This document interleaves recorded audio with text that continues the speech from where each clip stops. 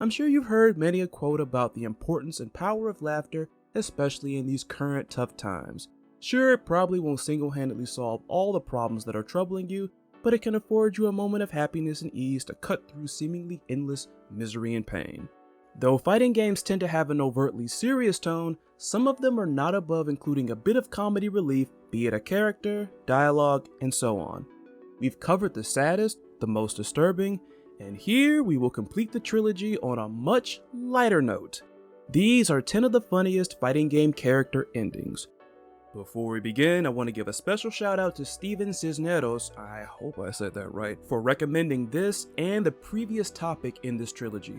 I really had fun with these topics. Next, I want to give a shout out to Mecha Matt. Those of you who are watching that are Gundam fans, check out his channel. And finally, to my best frenemy, Lunar C. Lunar C. Lunar C. I said it 3 times here to make sure I get it right because I spelled it wrong in the last couple of videos. If you're wondering why I call her frenemy, 2 words, Among Us. And I'll leave it at that. Links to their channels will be in the description. Now with all that being said, let's begin. Number 10, Spinal, Killer Instinct. Despite its increasingly dark tone, Killer Instinct dabbled in quite a bit of comedy from the humiliations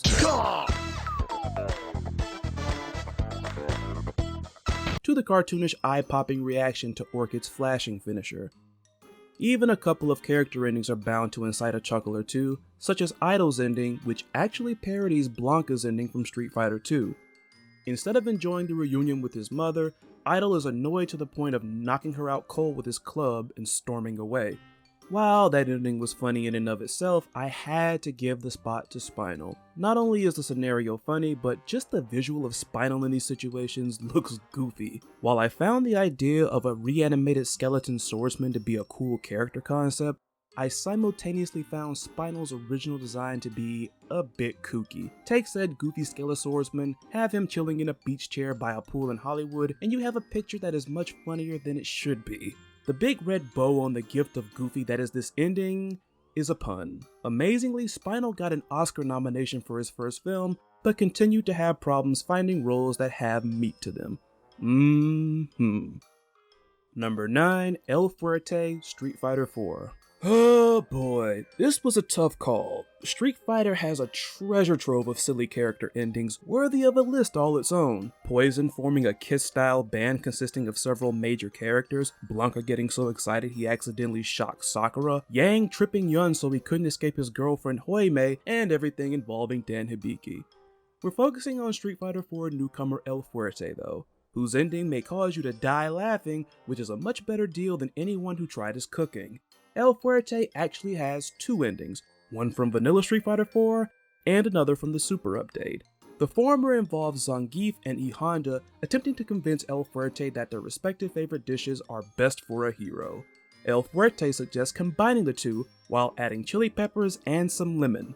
The foul dish makes Zangief and E Honda go blue-faced, with El Fuerte proudly proclaiming that the dish tastes so good it sends you to heaven. In his super ending, he continues to insanely combine foods under the belief that merging delicious foods together will make an incredibly delicious meal. His fellow apprentice is instantly being seen disgusted at the concoction in the crockpot, which includes potatoes, carrots, and fish bones. El Fuerte decides to add algiru and chocolate to the pot, the latter which causes his apprentice to yell out, "You're just gonna make it worse!" Number 8, the Women Fighters Team, King of Fighters 14. SNK clearly has a thing for KOF characters getting into comedic quarrels in cafes and restaurants. In KOF 11, the Art of Fighting Team ending involves the Sakazaki family setting up Ryo and King on a date, going as far as to giving them the keys to a penthouse which sends King into a rampage. The family does this all while wearing stupid disguises that both Ryo and King easily see past. Then there's the Women Fighters Team, who have 2 different comedic endings taking place at the Pow Pow Cafe. The second occasion, which occurred in KOF 14, is our focus here. Current and former members of the Women Fighters Team are once again celebrating their King of Fighters tournament victory with food and drink. King then tells the cafe's owner, Richard Meyer, that she should get her food and drink on the house for winning the tournament. The rest of the women fighters overheard this, and before Richard could object, they began ordering more food. Knowing that things would probably get out of control if he tried to stop this on his own, he gets his student Bob Wilson to call in Andy, Rio, and Terry. When the three of them arrive, the ladies instantly tell them that all food and drink was on the house. This leads to the three of them also placing huge orders, with Rio and Kasumi issuing an eating challenge to one another. Richard then concludes that he has no choice but to use the Hao Shokoken, but ultimately could not since he lacked the skill to perform a high-level Kyoku Genryu technique. Hey, Richard, take a lesson from Phoenix Wright when his friends goaded him into paying for all their food. Instead of Hao Shokoken, you should have shouted, "Objection!" Number 7, Bass Armstrong, Dead or Alive 4. I mean, with all the buffoonery and absurdities involved in professional wrestling and its storylines, it's not too surprising to see a professional wrestler in a fighting game have a humorous ending. Thankfully, unlike much of the humor of current-day WWE, Bass Armstrong's ending is more likely to have you rolling in laughter rather than rolling your eyes. The ending involves him competing in a motorcycle race. He quickly takes the lead, leaving his opponents in the dust. With the many gigantic monitors that light up the highway, one of them catches his attention. Said monitor involved his daughter Tina about to kiss a man on camera. This distracts him, as he pleads with Tina not to go through with it. Despite him quickly refocusing back on the race, he runs off the road and cartoonishly crashes into the monitor. What makes the last portion of the scene incredibly funny is that during the moment of impact, the monitor switched to a shot of Tina throwing a punch at the camera, and Bass landed right on the portion of the screen occupied by said fist. Also, maybe I'm reading a little too much into this, but this reminds me of a common finish seen in a lot of wrestling matches. You know, when a wrestler gets distracted by somebody on the outside, taking their eyes off their opponent, the opponent takes advantage, and then the person that got distracted losing the match. Yeah, that's what this kinda reminded me of. Number 6, the Teenage Mutant Ninja Turtles Injustice 2. This one is not only hilarious, but it's also unique. It's unique in the sense that I don't recall any other fighting game with more than one, let alone 4 people narrating a single arcade ending. If I'm overlooking one, let me know in the comments. Interestingly, the events in the Turtles ending aren't exactly humorous in and of themselves. It just involves Harley Quinn giving the Turtles a pizza laced with edible nanotech in the form of super salt, which increased their strength and durability to Kryptonian levels. When they return to their world, the self-proclaimed Ultra Turtles easily decimate Krang in the Shredder. The hilarity in this ending comes from how the story is told. The Turtles, more so Raphael, constantly interrupt one another. Krang is a Neutromian criminal turned intergalactic despot from Dimension X. He's known— Yeah, what he said. Anyway, Krang sent us across the multiverse to a universe vibrating on a unique frequency, which is a macrocosmic constellation of— enough with the technobabble, Donnie. They even lean on the fourth wall as they consider the possibility that the viewer may not be familiar with one of their primary adversaries. It was Krang, Mikey. He sent— Raph, they might not know who Krang is. Then Michelangelo tells of the Turtles' dealings with Harley Quinn with a pretty funny impression of the kooky clown lady. Let me get you Turtles the super salty pizza. I swear on my life that pizza was the scrum diddly. Finally, Mikey spreads shreds of cheesiness on the personal pan pizza of punniness with his final remark. Yeah, you could say this little adventure gave our turtle power one shell of an upgrade. Oh, Mike, that was so lame. Epic fail. Even Shredder's Are funnier you than serious? that. That was terrible. Whatever, dudes. That was funny. Number 5, Dan Hibiki, Marvel Superheroes vs. Street Fighter. Oh look, another fighting game character ending that parodies another fighting game character ending. This one is actually something of a classic. The Psycho-style sensei himself is the Marvel Superheroes vs. Street Fighter comic relief unless you play the Japanese version with Norimaru. In Akuma's ending, Dan boasts about being empowered by Apocalypse only to be quickly one-hit KO'd by the Go Shoryuken. Then there's his ending. Oh man, Dan's ending. The first scene is bound to make you laugh for a couple of reasons. 1. Dan obliterating Akuma. 2. His attempt at mean mugging, which comes off more like him looking constipated. Most of you know what happens next. Dan's sister Yuriko begs him not to kill Akuma, and despite the sudden cutoff, those who are in on the joke knows he's about to have his own awkward "No, I am your father" moment. The joke is yet another instance of Capcom taking a swipe at SNK's art of fighting, mocking the twist ending in which Yuri Sakazaki begs her brother Ryo to not kill Mr. Karate and reveals that Mr. Karate is their father. Number 4, Zangief and Rufus, Street Fighter Cross Tekken.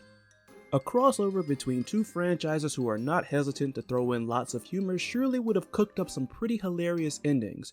We already mentioned Street Fighter, and do not worry, we will get to Tekken later. Street Fighter Cross Tekken has cinematic endings centered around the specific teams on the roster, with the exception of Akuma, Ancient Ogre, Mega Man, and Pac-Man. This was also a tough pick, seeing that there are quite a few funny endings in this game.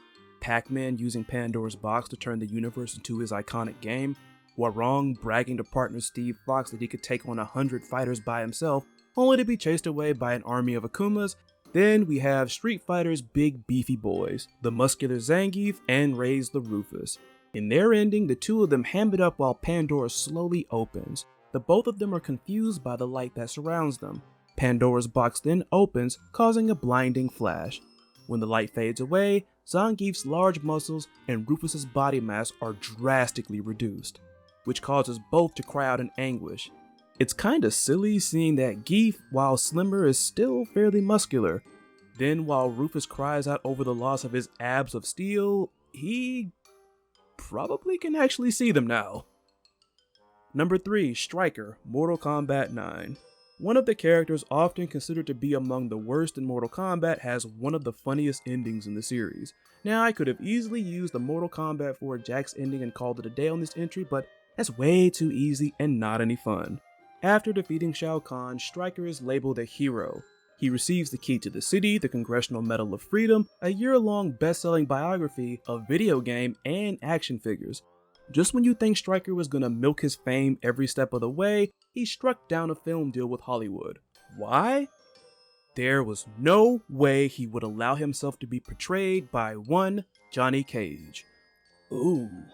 That nuclear burn aside, the minor details throughout the ending make it all the more hilarious. His repeated iteration of "I was doing my job" becoming the name of his biography, the tabloid headline reporting eyewitness accounts of reptile men, and honestly, just the way the narrator delivers the final line makes it all the more funny. Never would he allow himself to be portrayed by Johnny Cage. Number 2, GANRYU Tekken Tag Tournament 2. I've never really been the biggest fan of GANRYU. Despite that, we both have something quite considerable in common: admiration for Julia Chang. Also, I'm not gonna sit here and tell you I'm the greatest at talking to women that I've crushed on. However, I can say I haven't embarrassed myself to the degree that GANRYU has. For example, in his Tekken 5 ending, he obtains the Forest Rejuvenation Data Disc, which he plans to give to Julia. Additionally, he had a ring, planning to also propose to her. While this is definitely a decent scenario to attempt the latter, why is he standing out there in his Mawashi? I know there are certain requirements to the lifestyle of a Rikishi, but that's not one of them. It doesn't help that before he hands the disc to Julia, we see that he kept it in his Mawashi. The ending is simultaneously heartbreaking and hilarious, with Julia going ghost when GANRYU proposes, leading to him making the same face he made when Mama Chang rejected him as well. Oh, man got a thing for the Changs, doesn't he? Can't blame him, because I also love Michelle Chang too. In those two endings, GANRYU comes off somewhat sympathetic. In Tekken Tag 2, not so much. He stumbles across the dressing room of JC, whom he unknowingly yet correctly assumes is Julia. He tussles with his own conscience about being a peeping Tom, but ultimately decides to keep looking on as he waits for her to exit the shower. Just when it seems like Julia's about to walk out, GANRYU is suddenly handcuffed by Lei Wulong. GANRYU is arrested for voyeurism and pleads his case as he is dragged away by Lei. Aside from the flow of events, the way in which Lei relays the description of GANRYU and the situation at hand to fellow officers kills me every time. Taken into custody a half-naked man charged with voyeurism. I'm turning him in to the local authorities. Imagine you're the officer on the other line. I mean, I know I made fun of GANRYU for proposing to a woman outside in just his Mawashi, but sheesh, Lei. Finally, the way GANRYU tries to defend himself is hysterically counterproductive.